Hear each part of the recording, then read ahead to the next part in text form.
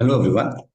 Continue करता हूँ final CA का एएफएम सब्जेक्ट के डेरिवेटिव चैप्टर के सम्स। आज कुछ इंपॉर्टेंट सम्स लेंगे अगेन, और इंपॉर्टेंट एक आध कॉन्सेप्ट्स होगा। Let's see. क्वेश्चन नंबर 11 से स्टार्ट करते हैं। On 1st January an investor has a portfolio of 5 shares as given. हमारे पास ये 5 शेयर्स है, ABCDE। उसके प्राइसेस है, नंबर ऑफ शेयर्स है और बीटा दिया गया है। Okay, cost of capital to the investor is 10.5%। You are required to calculate beta of the portfolio. First part सबसे पहले पूछा गया है, बीटा ऑफ द पोर्टफोलियो। ये तो हम पोर्टफोलियो मैनेजमेंट चैप्टर में भी करते हैं। Basically beta of the portfolio कैसे करेंगे, ये जो इंडिविजुअल बीटा है उसे हमें एवरेज आउट करना है। और सिंपल एवरेज नहीं, हमें वेटेड एवरेज करना है।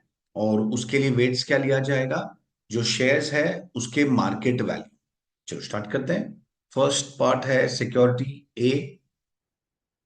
उसका मार्केट प्राइस है 349.3। 349.3 ये मार्केट प्राइस है। नंबर ऑफ शेयर्स है 5,000। ओके, और मार्केट वैल्यू है 349.3 इंटू 5,000, दैट इज 17,46,500। इस तरीके से हम ABCDE हम सबका प्राइस फाइंड करेंगे, सबका वैल्यू फाइंड करेंगे रादर। और जो वैल्यू आएगा उससे हम वेट्स डिसाइड करेंगे। कैसे? ये जो वैल्यू होगा डिवाइड बाय टोटल, फिर सेकंड का जो वैल्यू होगा डिवाइड बाय टोटल, थर्ड का जो वैल्यू होगा डिवाइड बाय टोटल, फोर्थ का value divide by total, fifth का वैल्यू डिवाइड बाय टोटल। इस तरीके से हमें ये 5 वेट्स मिल जाएंगे। और फिर वो जो वेट्स है उसे हम इंडिविजुअल बीटा से मल्टीप्लाई करेंगे। ये बीटा का जो वैल्यूज है वो हमें क्वेश्चन में दिया गया है। अब मुझे अगर वेट बीटा को वेटेड करना है, एवरेज करना है, वेटेड एवरेज करना है, मुझे weight into beta is equal to ये फिगर्स मिलेंगे, और इसका जो टोटल होगा वो होगा मेरा वेटेड एवरेज या average beta of the portfolio. Fine, I hope सबको ये समझा होगा। अब मैं क्या करता हूँ, जस्ट टू सेव टाइम, मैं इसके सोल्यूशन ओपन कर लेता हूँ और उसमें जो दिया गया है हम स्ट्रेट वहां से फिगर ले लेंगे। ओके, इधर ये क्वेश्चन नंबर 11 है, इसका सोल्यूशन। तो we are concern with this figure and this figure. तो देखिए यही मैं बता रहा था, ये 17,46,500 एक का मार्केट वैल्यू आया। उसी तरीके से price into number of shares करेंगे तो हमें सेकेंड मार्केट वैल्यू मिलेगा, फिर थर्ड, फोर्थ और फिफ्थ। फिर ये फिगर अपॉन ये, फिर 33 upon total, 47 upon total, so on करेंगे तो हमें वेट्स मिल जाएगा। फिर वेट्स इंटू बीटा करेंगे तो हमें एवरेज बीटा या वेटेड बीटा मिल जाएगा। एंड फाइनल बीटा है 0.849। तो जस्ट टू सेव टाइम मैं ये पार्ट कॉपी कर लेता हूँ, सिर्फ सब खाली मल्टीप्लीकेशन ही है, देखिए और कुछ टेक्निकल नहीं है। 1,88,54,860 और बीटा है 0.849। चलो बैक टू द सोल्यूशन। हाँ, तो मैं क्या करता हूँ, मैंने पीछे से वैल्यूज देख लिया और मुझे जो वैल्यूज आगे चाहिए अब मैं वो वैल्यू यहाँ पे लिख लेता हूँ, जो रेलेवेंट या जो कंसर्न्ड वैल्यूज हैं। यस, ये टोटल था 1,88,00,000, 1,88,54,860। ये हमारा total market value of the portfolio है। और सामने बीटा था 0.849। आई थिंक ये नॉर्मली सबको समझ गया होगा। मैं आगे जाता हूँ नेक्स्ट पे, नेक्स्ट पार्ट पे। First part done, second part पे आते हैं। The theoretical value of Nifty future for Feb 13। Nifty future का थियोरेटिकल वैल्यू पूछा गया है। Okay, see, first of all theoretical Nifty future का थियोरेटिकल वैल्यू फाइंड करने का तीन पॉसिबिलिटीज होते हैं। फ्यूचर्स के प्राइस फाइंड करने के तीन पॉसिबिलिटीज होते हैं। One is future is equal to spot plus interest minus dividend. Okay, ये एक तरीका होता है। सिंपल इंटरेस्ट यहाँ पे हम कैलकुलेट करते हैं, इंटरेस्ट। ओके, ये पार्ट हमने डिस्कस कर लिया है मैंने प्रीवियस वीडियोस में। तो इन केस अगर नहीं देखा हो किसी ने तो ये वीडियो देख के कॉन्सेप्ट समझ जाएगा। और अगर देखा है तो फाइन, ये वेल एंड गुड, अगर पहले से पता है तो concept. Okay, just to short एक शॉर्ट समरी अगर बोलूँ, जस्ट टू समराइज, तो जो स्पॉट प्राइस हम जब इन्वेस्ट करते हैं उसमें हमारा इंटरेस्ट, हमारा पैसा ब्लॉक होता है तो वी लूज इंटरेस्ट, तो हमारा कॉस्ट बढ़ता है। लेकिन हमें फ्यूचर में डिविडेंड मिलेगा तो हमारा कॉस्ट कम होगा। इसीलिए हम ये कॉस्ट लेस करते हैं, और जो एक्चुअल मार्केट में हमारा कॉस्ट होता है वही हमारा फ्यूचर का प्राइस बनता है। ओके, डिटेल में मैंने बात वहां पे डिस्कस किया प्रीवियस वीडियोस में, अभी शॉर्ट में मैंने बताया। फाइन, आगे जाते हैं। ये एक तरीका है जिसमें हम सिंपल इंटरेस्ट करते हैं। दूसरा होता है कंपाउंड इंटरेस्ट, जहां पे हम F is equal to S into one plus R raise to N और माइनस डिविडेंड करेंगे तो हमें ये मिलेगा, दिस इज कंपाउंड इंटरेस्ट। और तीसरा होता है कंटिन्यूस कंपाउंडिंग, जहां पे spot price into E raise to R T, और अगर डिविडेंड है तो S into E raise to R minus D, dividend minus करके इंटू टी। तो ये डिफरेंट डिफरेंट तरीका है फ्यूचर प्राइस फाइंड करने के। ये तीन ब्रॉड पॉसिबिलिटीज है। फर्स्ट वन था simple interest, second compound interest, और third continuous compounding rate of interest वाले कॉन्सेप्ट है। राइट, अब हम हमारे सम में देखेंगे तो यहाँ पे क्वेश्चन में ई रेस टू दे के रखा है। दिस शोज कि हमें कंटिन्यूस कंपाउंडिंग वाला मेथड यूज करना है। चलो स्टार्ट करते हैं। सेकेंड पार्ट, अभी हम बीटा फाइंड करेंगे, सॉरी हम फ्यूचर्स का प्राइस फाइंड करेंगे। तो futures price is equal to spot price जो भी होगा into E raise to R T. इसमें कोई डिविडेंड नहीं है इसीलिए वो पार्ट इग्नोर हो जाएगा। फाइन, तो अब निफ्टी का स्पॉट प्राइस पहले हमें चाहिए। तो क्वेश्चन के सेकंड पार्ट में वो डेटा नहीं दिया है, पर अगर हम थर्ड पार्ट रीड करेंगे तो यहां पे लिखा गया है current value of Nifty is 5900। तो मुझे थर्ड पार्ट से ये डेटा पिक करना होगा, क्योंकि विदाउट स्पॉट प्राइस हम आगे नहीं जा सकेंगे। फाइन, तो स्पॉट प्राइस मेरा है 5900, ये पार्ट ओके है। अब into E raise to R T, तो ई रेस टू आर। अब ये इंटरेस्टिंग है, इस पे प्रॉपरली सुनो, प्रॉपरली ध्यान देना कि आर जो है रेट ऑफ इंटरेस्ट जो है वो क्या आएगा। तो यहाँ पे अगर हम देखेंगे, यहाँ पे क्वेश्चन में दिया है कंपनी का जो कॉस्ट ऑफ कैपिटल है वो 10.5% है, और यहाँ पे भी कुछ लिखा गया है। ये we need to understand this, ये जो लाइन है एल एन, सबसे पहले तो वो एल एन है, natural log and not in. काफी बार स्टूडेंट्स उसे इन करके प्रोनाउंस करते हैं, that is natural log L N. Okay, क्या लिखा गया है उसमें, natural log 1.105 is equal to 0.0998। एक बार चेक कर लेता हूँ figure, yes 0.0998। How do we read this, इसका रीडिंग इंपॉर्टेंट है, हमें ये समझना होगा कि ये रीड कैसे किया जाएगा। फर्स्ट ऑफ ऑल 1.105 मतलब 1 is the principal and 0.105 is the interest. इसका मतलब क्या हो गया, इसका मतलब ये जो है, ये पार्ट जो है ये हमारा रेट ऑफ इंटरेस्ट है, 10.5% है। 1 रुपी पे अगर मुझे 0.105 मिल रहा है, इट मीन्स 10.5 मेरा रेट ऑफ इंटरेस्ट है।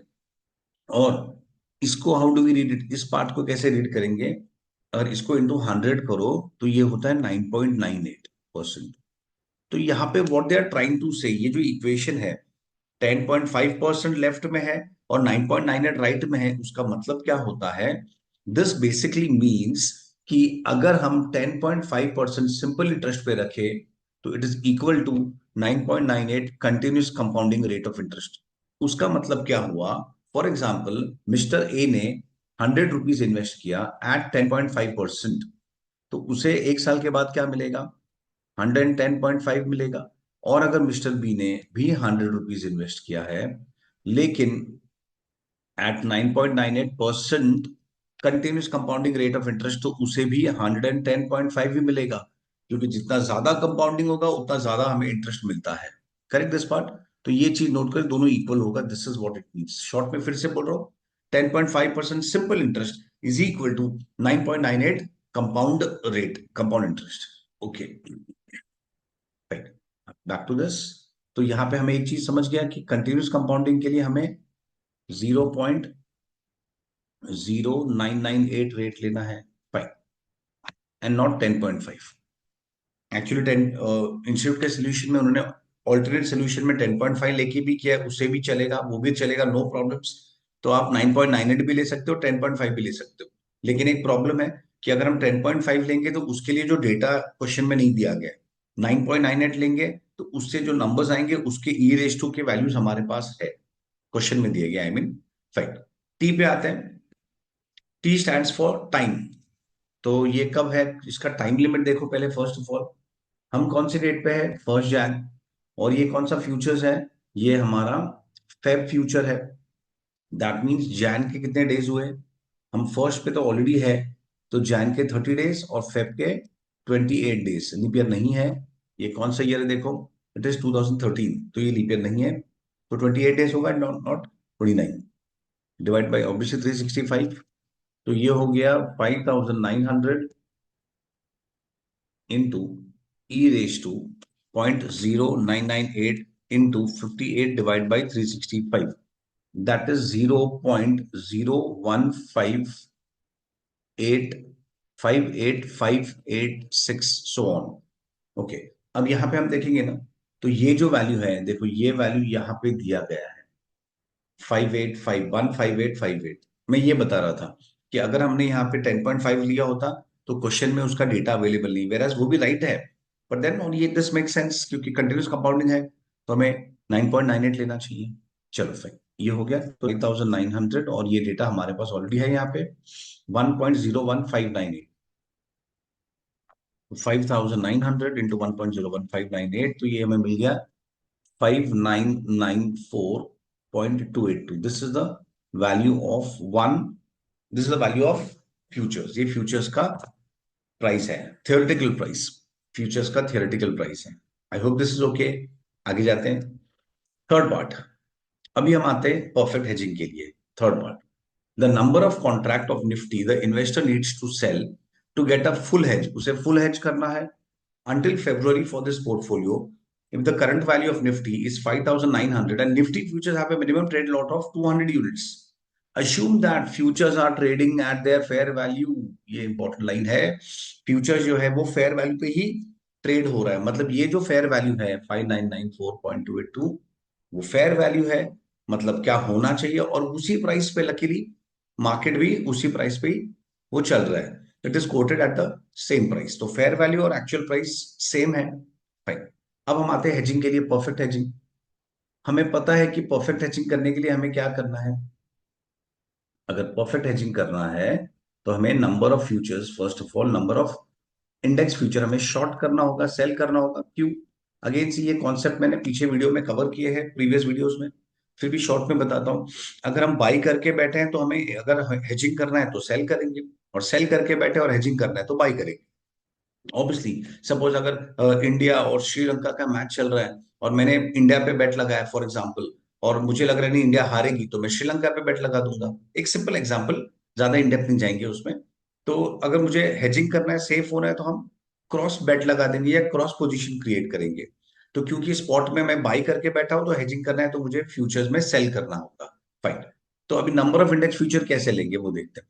सबसे पहले अगर हेजिंग करना है, सॉरी, अगर हेजिंग करना है तो सबसे पहले मुझे टोटल वैल्यू कितना लेना पड़ेगा, तो उसका हमने देखा था, टोटल वैल्यू कितना लिया जाता है, जो भी मेरा पोर्टफोलियो का वैल्यू है इंटू बीटा, जो भी पोर्टफोलियो का वैल्यू इंटू बीटा।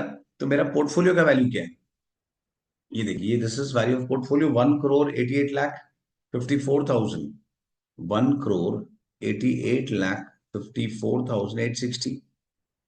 अगर हमें हेजिंग करना होता है तो ये एक छोटा सा सिंपल फॉर्मूला है कि हमें कितने का फ्यूचर्स में पोजीशन क्रिएट करना है, तो जो भी पोर्टफोलियो वैल्यू है इनटू बीटा, और बीटा हमारे पास है 0.849, जो हमने फर्स्ट पॉइंट में कैलकुलेट किया था। तो ये हो गया हमारा, ये हो गया टोटल वैल्यू, इंडेक्स फ्यूचर का टोटल कितना हमें शॉर्ट करना है, ये टोटल वैल्यू डिवाइड बाई एक कॉन्ट्रैक्ट कितने का है, तो एक कॉन्ट्रैक्ट में 200 यूनिट्स है, और एक कॉन्ट्रैक्ट का प्राइस है 5994.28, ये एक कॉन्ट्रैक्ट का प्राइस है। फाइन, तो टोटल कितने कॉन्ट्रैक्ट्स हमें, आई होप ये समझा। न्यूमरेटर में क्या लिखा है, टोटल कितना वैल्यू के मुझे फ्यूचर्स के फ्यूचर्स को शॉर्ट करना है, टोटल कॉन्ट्रैक्ट का वैल्यू क्या है, और डिनोमिनेटर नीचे क्या है, एक कॉन्ट्रैक्ट का वैल्यू, तो उसको डिवाइड करेंगे तो क्या मिलेगा, तो हमें मिलेगा नंबर ऑफ कॉन्ट्रैक्ट्स। इसे हम डिवाइड करेंगे तो आंसर आ जाएगा 13.35। अब ये 13.35 जो है, ये काफी क्लोज टू 13.5 है, तो हम 13 कॉन्ट्रैक्ट्स भी ले सकते हैं और 14 कॉन्ट्रैक्ट्स भी ले सकते हैं, दोनों आंसर राइट है। फाइन, अच्छा क्यों ये 13 या 14, इससे ना हल्का सा प्रॉफिट में थोड़ा सा फर्क आएगा या लॉस में थोड़ा सा फर्क आएगा। मीनिंग सी मैं एक्सप्लेन करता हूँ। सपोज यहाँ पे मेरा पोर्टफोलियो है और यहाँ पे मेरा फ्यूचर्स है। अच्छा होता क्या है, अगर पोर्टफोलियो में लॉस होगा तो फ्यूचर्स में प्रॉफिट होता है, या पोर्टफोलियो में प्रॉफिट होगा तो फ्यूचर्स में लॉस होता है। यही होता है हेजिंग में। Excuse me. हाँ, तो इस तरीके से ऑपोजिट पोजीशन क्रिएट होते हैं। तो सपोज अगर मैंने कॉन्ट्रैक्ट, सपोज मैंने 13 कॉन्ट्रैक्ट लिया है, तो क्या होगा? तो सपोज अगर फ्यूचर्स पोर्टफोलियो में से फॉर एग्जांपल 1000 रुपीज का लॉस हुआ है, पर मैंने क्योंकि थोड़ा सा कम पोर्ट 13 लिया है, तो यहाँ पे माइट बी जो प्रॉफिट होगा वो माइट बी 997 होगा। या सपोज अगर मैंने 14 कॉन्ट्रैक्ट लिया, थोड़ा ज्यादा लिया है, तो माइट बी 1005 हो जाएगा। इस तरीके से कुछ मैं बता रहा हूँ। इन द सेंस हल्का सा फर्क होगा 13 या 14 पे। ये एक छोटा सा है, पर वो इधर वे चलता है, क्योंकि अगर प्रॉफिट यहाँ पे प्रॉफिट हुआ तो यहाँ पे लॉस होगा। ओके, सेम नंबर्स हम ले सकते हैं। अगर 1000 का प्रॉफिट हुआ अगर पोर्टफोलियो में, तो फिर अगर मैं 13 कॉन्ट्रैक्ट लेता हूं तो मुझे यहाँ पे 997 का लॉस होगा। और अगर सपोज मैंने 14 लिया तो माइट भी 1005 का प्रॉफिट होगा। ये मैं रैंडमली ले रहा हूँ, मैं without any calculation, just to explain the concept. Please इसको चेक मत करना, क्योंकि ये तो मैंने ऐसे ही रैंडमली कोई भी नंबर ले लिया। फाइन, पर कॉन्सेप्ट समझने के लिए नंबर लेगा। ओके, चलो फाइन, आई थिंक ये समझ गया होगा। तो 13 या 14 कॉन्ट्रैक्ट दोनों राइट है। अब नेक्स्ट पार्ट पे आते हैं, फोर्थ पार्ट इंपॉर्टेंट है। This is important. ये न्यू कॉन्सेप्ट इंट्रोड्यूस होगा इस वीडियो में। ये वाला कॉन्सेप्ट नया है जो मैंने प्रीवियस वीडियोस में कवर नहीं किया है। Next one, the number of futures contract the investor should trade if he desires to reduce the beta of his portfolio to 0.6। अब क्वेश्चन क्या बोल रहा है कि भाई हमें बीटा जो है हमें कम करना है, हमें कम करना है बीटा। रिस्क, बीटा क्या है? रिस्क। हमें रिस्क कम करना है, पर कितना कम करना है? हमें 0.6 लाना है, बीटा को 0.6 लेके आना है। फाइन। अब यहाँ पे एक चीज समझते हैं, will just understand this part. ये एक छोटा सा चीज है।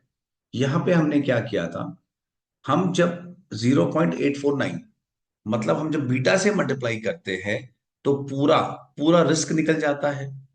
थियोरेटिकली हम ये बोलते हैं कि भाई there is perfect hedging. I hope सबको समझना है। मैं जब बीटा से मल्टीप्लाई करता हूं, मैं जब 0.849 से मल्टीप्लाई करता हूं, तो मेरा पूरा रिस्क निकल जा रहा है, पूरा रिस्क कैंसिल हो रहा है। पर अब क्वेश्चन में क्या लिखा है? इन्वेस्टर को पूरा रिस्क नहीं कैंसिल करना है, उसे 0.6 रिस्क चाहिए। उसे पूरा बीटा नहीं निकालना है, 0.6 रिस्क चाहिए। तो व्हाट डज इट मीन? अगर उसे 0.6 का रिक्वायरमेंट है, उतना रखना है, तो कितना निकालना है? तो उसे निकालना है 0.849 माइनस 0.6। तो जितना से बीटा कम करना है, हमेशा उतना से ही मल्टीप्लाई किया जाएगा। मैं फिर एक बार फिर से एक्सप्लेन करता हूँ।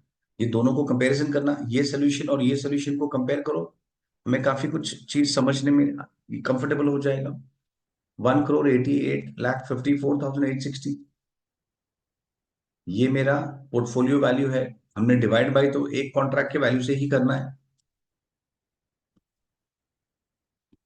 अब मैं फिर से बताता हूं, अगर मैं 0.849 से मल्टीप्लाई करता हूं ये नंबर से, मतलब पूरा बीटा से, तो पूरा रिस्क निकल जाएगा। लेकिन मुझे पूरा रिस्क नहीं निकालना है, मुझे बीटा को 0.849 से 0.6 पे लाना है। मतलब कितने से कम करना है? मुझे उसे कम करना है 0.249 से। इतने से कम करना है मुझे, 0.249 से कम करना है। मैं इधर पर कैलकुलेशन बता देता हूँ। 0.849 माइनस 0.6। तो सिंपल बात है, जितने से रिस्क कम करना है उतने से मल्टीप्लाई करना है। तो मुझे इस बार 0.6 का बीटा चाहिए पोर्टफोलियो में, तो मुझे बीटा कितने से कम करना है? 0.249। तो इसलिए मैंने 0.249 से मल्टीप्लाई किया, तो उतने से बीटा कम हो जाएगा। जस्ट टू समराइज, पूरा बीटा निकालना है, पूरा रिस्क निकालना है, तो पूरे बीटा से मल्टीप्लाई करो। और अगर 0.249 निकालना है, तो 0.249 से मल्टीप्लाई करो। आई होप ये पॉइंट समझ गया है। ये एक इंपॉर्टेंट कॉन्सेप्ट है। 188,54,860 मल्टीप्लाई कर लेते हैं, कैलकुलेशन देख लेते हैं। डिवाइड बाई 5,994.282, तो ये आ गया 3.92 contract. 3.92 which is equal to, इस बार हम 4 कॉन्ट्रैक्ट्स ले सकते हैं। आई होप ये पॉइंट सबको समझ गया होगा कि हमें इन टोटल 4 कॉन्ट्रैक्ट्स लेने हैं। That's it. ओके, इंपॉर्टेंट है ये फोर्थ वाला पार्ट, स्पेशली इंपॉर्टेंट है ये कॉन्सेप्ट। मैं शॉर्ट में फिर भी बोल रहा हूँ। इसमें क्या है, अगर मुझे मेरा बीटा सपोज फॉर एग्जांपल से 0. यही नंबर ले लेते हैं, 0.849 है, और मुझे अगर बीटा पूरा निकालना है तो मैं पूरा बीटा से मल्टीप्लाई करूंगा। और अगर मुझे बीटा 0.6 करना है, विच मीन्स मुझे 0.249 से कम करना है, तो हम जितने से बीटा कम करना है हम उतने से ही मल्टीप्लाई करेंगे। आई होप सबको ये क्वेश्चन प्रॉपरली लॉजिकली समझ गया होगा। ओके, चलो बाय।